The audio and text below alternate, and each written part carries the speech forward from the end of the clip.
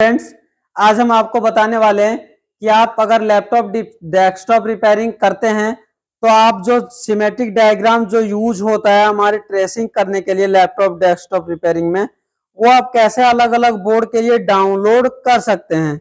अगर आप laptop desktop repairing करते हैं तो आपके पास अलग अलग बोर्ड आता है और हमारे पास जो स्टूडेंट क्लासेस करते हैं उसमें एक प्रॉब्लम आता है कि उसको समझ में नहीं आता है कि हमको सिमेट्रिक डायग्राम डाउनलोड कैसे करना है।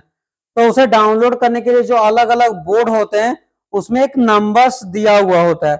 आपको इसी नंबर से अलग अलग बोर्ड का सिमेट्रिक डायग्राम डाउनलोड कर सकते हैं। जैसे कि ये इस बोर्ड का नंबर्स है और इस बोर्ड में हम जाएंगे तो यहाँ पे आपको नंबर्स लिखा हुआ है। और अगर कोई और बोर्ड देखते हैं तो देखिए यहाँ पे भी एक नंबर लिखा हुआ है। इसी नंबर के हेल्प से हम लोग सिमेट्रिक डायग्राम को डाउनलोड करते हैं और ये अलग अलग बोर्ड के लिए यूनिक नंबर होता है।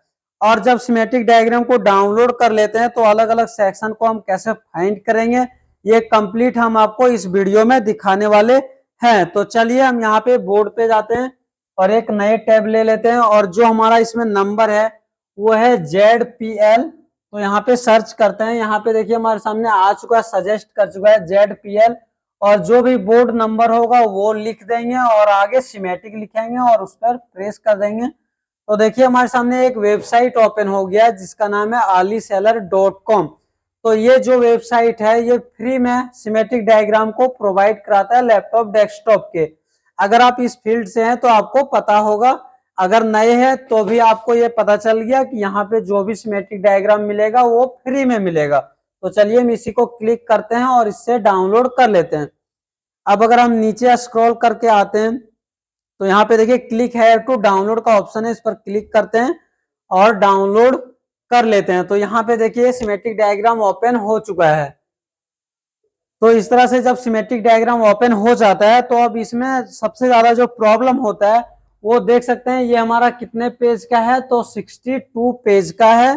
तो इतने बड़े पेज में, इतने बड़े पीडीएफ में हम कोई एक सेक्शन को कैसे फाइंड कर सकते हैं। तो जो हमारा बोर्ड होता है उसमें सारे जो कंपोनेंट लगे हुए हैं उसके बगल में एक नंबर्स लिखा हुआ था, उसका नाम लिखा हुआ था, नंबर्स भी लिखा हुआ था।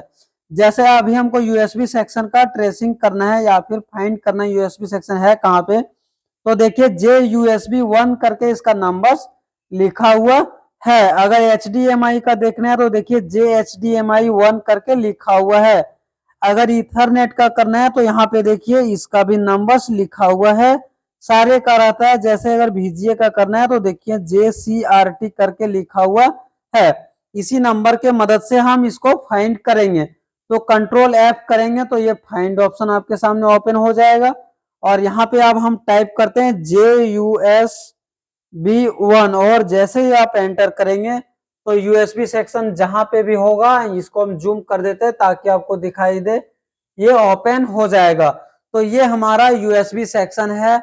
अब आपको अगर कंप्लीट ट्रेसिंग करना आता होगा या सिमेट्रिक डायग्राम देखना आता होगा तो आप इसको इजी तरीके से ट्रेसिंग कर सकते हैं और फॉल्ट फाइंड भी कर सकते हैं कि कहाँ पे अगर यूएसबी सेक्शन काम नहीं कर रहा है या फिर कोई भी प्रॉब्लम हो तो आप उसका ट्रेसिंग करके उसे ठीक कर सकते हैं। और अगर आपको कंप्लीट आपको सिमेट्रिक डायग्राम चलाना सीखना हो, चिप लेवल रिपेयरिंग करना सीखना हो तो आप हमारे लैपटॉप डेस्कटॉप रिपेयरिंग क्लास को ज्वाइन कर सकते हैं।